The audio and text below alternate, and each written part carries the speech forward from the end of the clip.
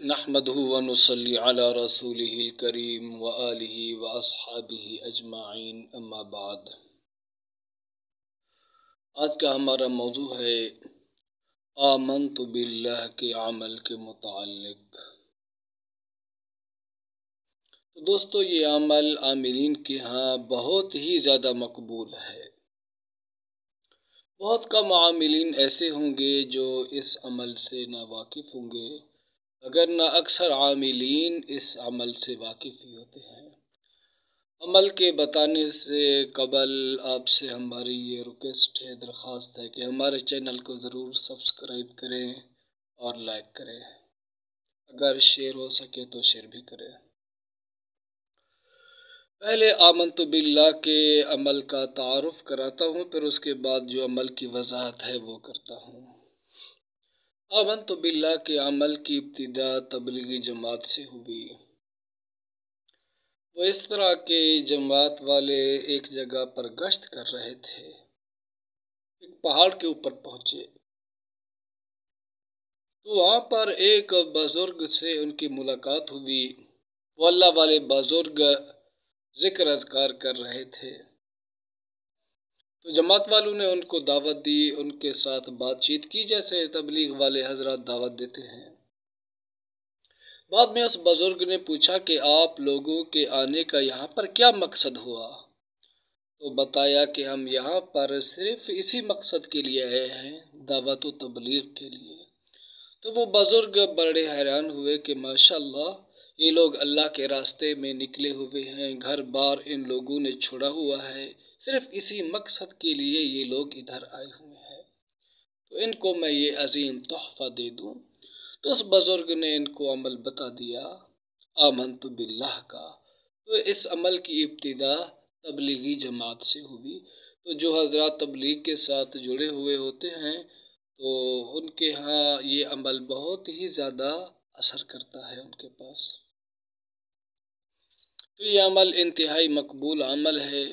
اس عمل کے ساتھ بڑے بڑے جنات چلتے ہیں، اور جو جنات اس عمل کے ماتحت ہیں وہ بھی نیک جنات ہیں۔ کوئی عامل ہے، کوئی عالم ہے، کوئی قرآن مجید کا حافظ ہے، کوئی شیخ الحدیث ہے، اس طرح کے جنات اس عمل کے ساتھ چلتے ہیں۔ تو اس عمل سے ہر طرح کا کام لیا جا سکتا ہے، کوئی بھی جائز کام ہو، جادو کا، جنات کا، جنات کو حاضر کرنا، بوتل کے اندر بند کرنا، تشخیص کرنا، گھر کا حصار کرنا، ہر طرح کے مشروع مقاصد اس عمل سے لیے جا سکتے ہیں۔ اور اس عمل کی بڑی خوبی یہ ہے کہ اس میں کسی قسم کا کوئی خوف و خطرہ بھی نہیں ہے، اور نہ ہی کسی طرح کی کوئی رجعت ہے، نہ ہی کوئی اور خطرات ہیں اس عمل کے اندر، نہ ہی ترک حیوانات جلالی جمالی کی نوبت اس میں پیش آتی ہے۔ اس میں صرف ایک ہی بات کا پرہیز ہے کہ گناہوں سے بچا جائے اور نفل عبادت زیادہ سے زیادہ کی جائے۔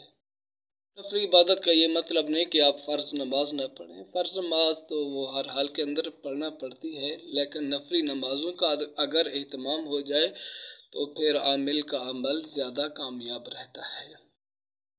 تو عمل کی عبارت یہ ہے: آمنت باللہ العظیم وکفرت بالجبت والطاغوت واستمسکت بالعروۃ الوثقی لا انفصام لها واللہ سمیع علیم۔ اس عمل کو فرض نماز کے بعد پڑھنا پڑتا ہے۔ پڑھنے کی ایک خاص مقدار ہے، میں صرف یہاں پر عمل کا تعارف آپ کو کرا رہا ہوں، اور ہر فرض نماز کے بعد پڑھنا پڑتا ہے، اسی جگہ پہ بیٹھ کے، ہلنا جلنا وہاں سے نہیں پڑتا، قبلے کی طرف ہی آپ کا رخ رہے، اور جو امام مسجد ہو وہ دعا کے بعد اس عمل کو پڑھ سکتا ہے۔ نمبر 2، ہر فرض نماز کے ساتھ پڑھنے کے بعد رات کو سونے سے پہلے حصار بھی ضروری کیا جاتا ہے۔ پھر مزے کی بات یہ ہے کہ اس عمل کے اندر جو جنات موکلات ہیں وہ عامل سے مانوس ہوتے ہیں، اور بالخصوص بسا اوقات تہجد کے وقت بھی عامل کے پاس آ جاتے ہیں۔ تو یہ کافی مقبول عمل ہے، اس کی بھی زکوٰۃ ادا کرنی چاہیے۔ باقی جو حضرات اس کی زکوٰۃ ادا کرنا چاہیں تو وہ رابطہ کر سکتے ہیں۔ السلام علیکم ورحمۃ اللہ وبرکاتہ۔